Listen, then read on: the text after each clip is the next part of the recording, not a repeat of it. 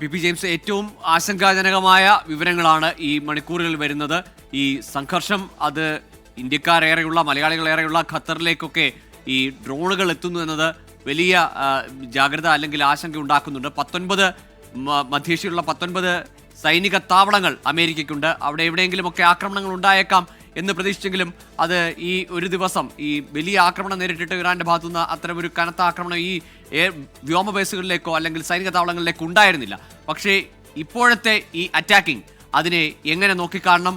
തുടർ ആക്രമണങ്ങൾ മറ്റ് GCC രാഷ്ട്രങ്ങളൊക്കെ കടുത്ത ജാഗ്രതയിലേക്ക് പോകുന്നു. ഗൂഗിൾ ഇത് വളരെ സംഘർഷം നിറഞ്ഞ അവസ്ഥയിലേക്ക് പോവുകയാണ് എന്ന് മാത്രമല്ല, ഇറാൻ കൈവിട്ട കളിയിലേക്ക് മാറുന്നു എന്നുള്ളതാണ് മനസ്സിലാക്കേണ്ടത്.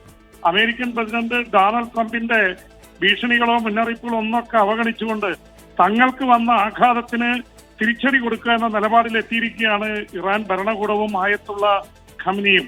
അതിന്റെ ഏറ്റവും പ്രകടമായ ഉദാഹരണമാണ് പ്രത്യേകിച്ച് ഖത്തർ എന്ന് പറയുന്നത്. അമേരിക്കൻ സേനാത്താവളമുണ്ട്, പക്ഷെ ഖത്തറിന് ഇറാനുമായും പ്രധാനപ്പെട്ട സംഘടനകളുമായിട്ടൊക്കെ നല്ല ബന്ധമുള്ളൊരു രാജ്യമാണ്. അപ്പൊ ഖത്തർ സാധാരണ ആക്രമിക്കാറില്ല, അമേരിക്ക ആക്രമിക്കാറില്ല.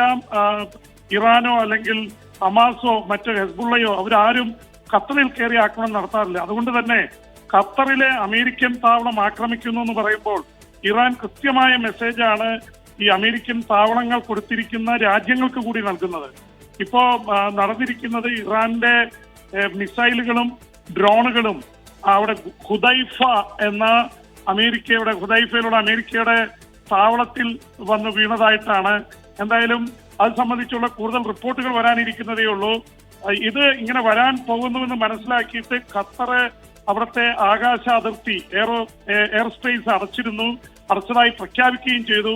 പക്ഷേ അത് അടച്ചുവെന്ന് പ്രഖ്യാപിച്ചിട്ടും ഇറാന്റെ മിസൈലുകൾ കടന്നു വരികയും ആക്രമണം നടക്കുകയും ചെയ്തു എന്നാണ് മനസ്സിലാവുന്നത്. ഇറാൻ നേരത്തെ തന്നെ ഭീഷണി മുഴക്കിയിരുന്നു, ഞങ്ങളെ ആക്രമിച്ചാൽ അമേരിക്കയുടെ മിഡിൽ ഈസ്റ്റിലുള്ള മധ്യപൂർവേഷ്യയിലും പശ്ചിമേഷ്യയിലുള്ള അമേരിക്കൻ താവളങ്ങൾ ഞങ്ങൾ ആക്രമിക്കുമെന്ന് പറഞ്ഞിരുന്നു. നേരത്തെ അവരുടെ സൈന്യാധിപൻ ആയിരുന്ന ഖാസിം ഹൊസൈനിയെ ഇറാഖിലെ ബാഗ്ദാദ് എയർപോർട്ടിൽ ഇറങ്ങി കോൺവോയ് ആയിട്ട് വരുമ്പോൾ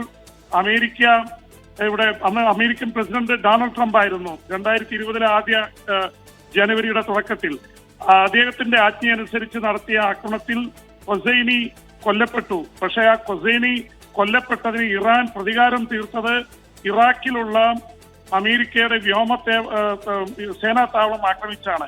അവരുടെ കപ്പലിന് നേരെ മിസൈലുകൾ അയച്ചിരുന്നു. കപ്പലിന് കേടുപാട് പറ്റി, ചില അമേരിക്കൻ സൈനികർ കൊല്ലപ്പെട്ടു, നിരവധി പേർക്ക് പരിക്കേറ്റു. അപ്പൊ അന്ന് ചെയ്തതാണ്. ഇറാഖിലേക്കും അതുപോലെ തന്നെ ബഹ്റിനിലെ സേനാത്താവളം ആക്രമിക്കുമെന്നാണ് പറഞ്ഞിരുന്നത്. പക്ഷേ ബഹ്റിനിലെ സേനാത്താവളവും ഇറാഖിലെ സേനാത്താവളവും അല്ല ആദ്യം ആക്രമിച്ചത് ആരും പ്രതീക്ഷിക്കാത്ത ഖത്തറും അതുപോലെയുള്ള അല്പം ഇറാനുമായിട്ട് ഫ്രണ്ട്ലി ആയിട്ട് രാജ്യങ്ങളെ ആക്രമിക്കില്ല എന്നാണ് പ്രതീക്ഷിച്ചിരുന്നത്. അതിന് വിപരീതമായിട്ടുള്ള ആക്രമണമാണ് നടന്നിരിക്കുന്നത് ഗൂഗിൾ. അപ്പൊ അതുകൊണ്ട് ഇത് കൈവിട്ട കളിയിലേക്കാണ് കാര്യങ്ങൾ പോകുന്നത്. ട്രംപ് ഇന്നൊരു വാർണിംഗ് കൊടുത്തിട്ടുണ്ട്.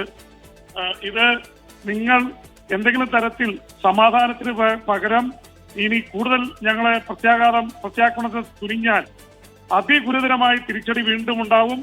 ആണവ കേന്ദ്രങ്ങളടക്കം ഇറാനിലേക്ക് അമേരിക്കയുടെ നേരിട്ടുള്ള അറ്റാക്ക് ഉണ്ടാവും എന്ന് ട്രംപ് ഭീഷണിപ്പെടുത്തിയിട്ടുണ്ട്.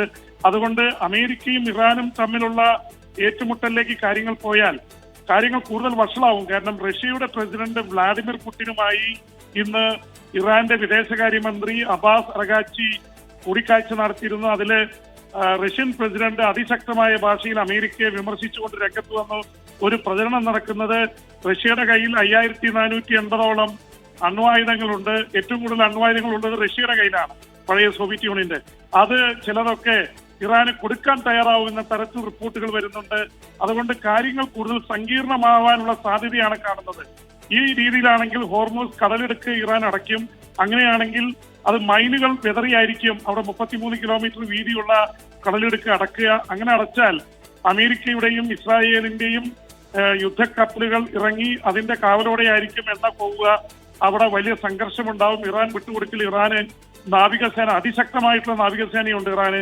അതുകൊണ്ട് കാര്യങ്ങൾ അങ്ങനെയൊന്നും സംഭവിക്കാതിരിക്കട്ടെ. കാര്യങ്ങൾ ആശങ്കാജനകമാണ് ഗോകുൽ. തീർച്ചയായും.